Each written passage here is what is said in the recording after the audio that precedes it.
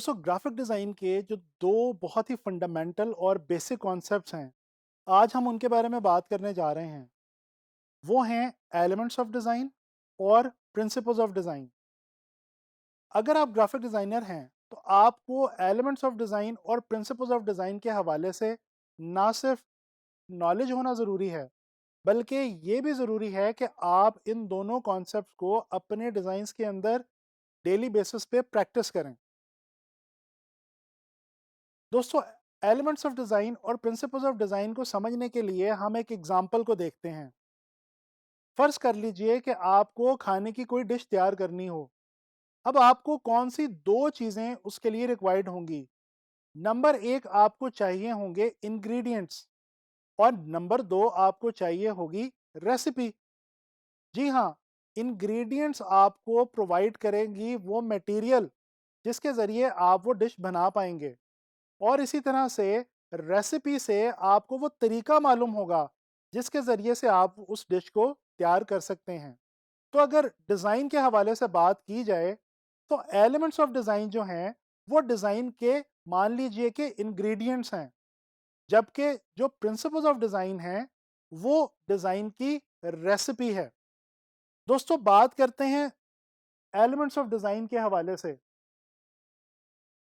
Elements of design को design के building blocks भी कहा जाता है, यानी कि ये वो मटेरियल है जिससे डिज़ाइन की बुनियाद खड़ी होती है, उसका स्ट्रक्चर जो है वो वाज़ेह होता है।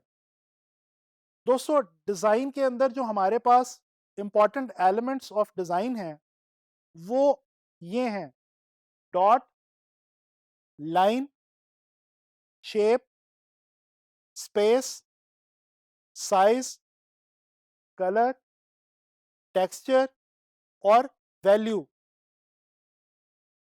दोस्तों अब हम बात करेंगे फर्स्ट एलिमेंट ऑफ डिज़ाइन के हवाले से, यानी कि डॉट की। डॉट जो है इसको सबसे पहला, फोरमोस्ट और सबसे इंपॉर्टेंट एलिमेंट ऑफ डिज़ाइन के हवाले से जाना जाता है। दोस्तों जब आप कोई ड्राइंग बनाते हैं तो आप लाइंस लगाते हैं, और लाइंस को मिला के आप एक पूरी शक्ल किसी भी ऑब्जेक्ट की बना देते हैं। अगर आप गौर करें तो आपकी ये ड्राइंग स्टार्ट किसी एक डॉट से हो रही है। इसी तरह से आप किसी भी पेंटिंग को उठा के देख लीजिए, उसका भी जो स्टार्टिंग पॉइंट है वो कोई एक डॉट ही होगा। Same case is with graphic design. Graphic design में हम जब भी कोई भी डिज़ाइन क्रिएट करते हैं तो उसका जो स्टार्टिंग पॉइंट होता है वो डॉट से ही होता है। इसी तरह से फोटोग्राफी की बात कर लीजिए। आप किसी फोटोग्राफ को देख रहे हो, उसके अंदर जो ओवरऑल आपको इमेज नज़र आता है, दोस्तों वो छोटे छोटे डॉट्स के कॉम्बिनेशन की मदद से आपको नज़र आता है। फोटोग्राफी की तरह टीवी या फिल्म के अंदर भी आपको स्क्रीन के ऊपर जो विजुअल या जो तस्वीर नज़र आ रही होती है, दोस्तों बेसिकली वो डॉट्स के कॉम्बिनेशन की मदद से ही आपको नज़र आ रही होती है। अच्छा, डॉट को उर्दू के अंदर नुक्ता भी कहा जाता है, और आपको मालूम है कि हमारी डेली लाइफ के अंदर नुक्ते की बहुत ज़्यादा अहमियत है। दोस्तों आप शायरी को उठा के देख लीजिए, या आप आर्ट्स की दूसरी फील्ड्स के हवाले से अगर देखें तो नुक्ते की हमारी डेली लाइफ के अंदर और फ़नून लतीफ़ा के अंदर बहुत ज़्यादा अहमियत है। इसी तरह से कोई डिस्कशन हो या कोई डिबेट हो, वो भी स्टार्ट एक नुक्ते से ही होती है। फ़र्ज़ कर लीजिए कि आप अपने किसी दोस्त के साथ बैठे किसी भी टॉपिक पे डिस्कशन कर रहे हों। डेफ़िनेटली आपकी बात किसी एक नुक्ते से शुरू होगी और फिर चलते-चलते वो पूरी एक डिस्कशन या डिबेट की सूरत इख्तियार कर जाएगी। तो इस तरह से हमें पता क्या चला कि नुक्ता या डॉट हमारी डेली लाइफ में भी बहुत ज़्यादा इंपॉर्टेंस रखता है। दोस्तों इस चीज़ को डिफ़ाइन करने के लिए मैं मशहूर सूफ़ी बुज़ुर्ग मोहतरम बाबा बुल्ले शाह साहब का ये मिसरा बताना चाहूँगा कि एक नुक्ते विच गल मुकदी है।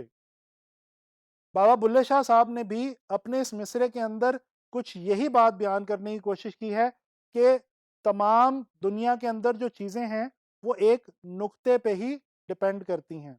दोस्तों फ्रेंच लैंग्वेज के अंदर डॉट के लिए हमें जो वर्ड मिलता है वो है पॉइंट, और ये पॉइंट ही वो वर्ड है जिसकी बेस पे पॉइंटलिज्म की एक पूरी art and design movement Europe के अंदर शुरू हुई। दोस्तों, पॉइंटलिज्म यूरोप के अंदर बहुत ही मशहूर आर्ट एंड डिजाइन मूवमेंट के तौर पे जानी जाती है। इस मूवमेंट में होता क्या था?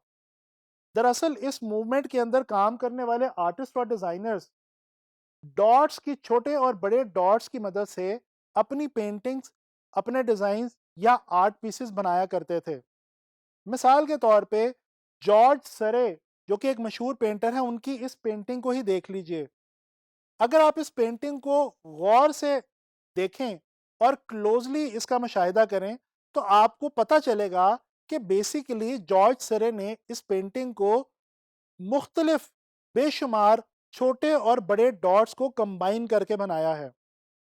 इस तरह से इन्होंने एक खूबसूरत विजुअल जो है वो सिर्फ और सिर्फ डॉट्स की मदद से क्रिएट किया है। अच्छा, डॉट्स की जब हम बात करते हैं डिज़ाइन के हवाले से, तो दोस्तों याद रखिएगा कि डिज़ाइन के हवाले से डॉट्स छोटे स्केल पे भी हो सकते हैं, बड़े स्केल पे भी हो सकते हैं। उनका साइज़ कुछ भी हो सकता है। वो ब्लैक एंड वाइट भी हो सकते हैं, कलर्ड भी हो सकते हैं, थिक भी हो सकते हैं और थिन भी हो सकते हैं। इसी तरह से डॉट्स को लेके ग्राफिक डिज़ाइन के अंदर जो एक बहुत इंपॉर्टेंट कॉन्सेप्ट है, वो है सिमेट्री और एसिमेट्री का। दोस्तों, ये छोटा सा कॉन्सेप्ट है लेकिन डिज़ाइन के अंदर इसकी बहुत ज़्यादा अहमियत है। दोस्तों, जब डॉट्स एक खास सीक्वेंस के अंदर आपस में एक दूसरे से मिलते हैं और कोई विजुअल क्रिएट करते हैं, तो इसको हम डिज़ाइन के अंदर सिमेट्रिकल कॉम्पोजिशन कहते हैं। इसके बरक्स जब डॉट्स आपस में रैंडमली मिलते हैं, यानी बगैर किसी सीक्वेंस के मिलते हैं और उनके कॉम्बिनेशन से एक विजुअल तरतीब होता है, तो हम इसको कहते हैं एसिमेट्रिकल कॉम्पोजिशन। दोस्तों, मशहूर पेंटर वेसिली कैंडिंस्की का ये कहना है, everything starts from a dot, यानी कि हर चीज की इब्तिदा जो है वो डॉट से ही होती है। तो यूं हमने ये देखा कि ग्राफिक डिज़ाइन के अंदर, आर्ट्स में, पोइट्री में, हमारी डेली लाइफ में डॉट की कितनी ज़्यादा अहमियत है। दोस्तों, नेक्स्ट लेसन के अंदर हम लोग बात करेंगे सेकंड एलिमेंट ऑफ डिज़ाइन के हवाले से, जो कि है लाइन।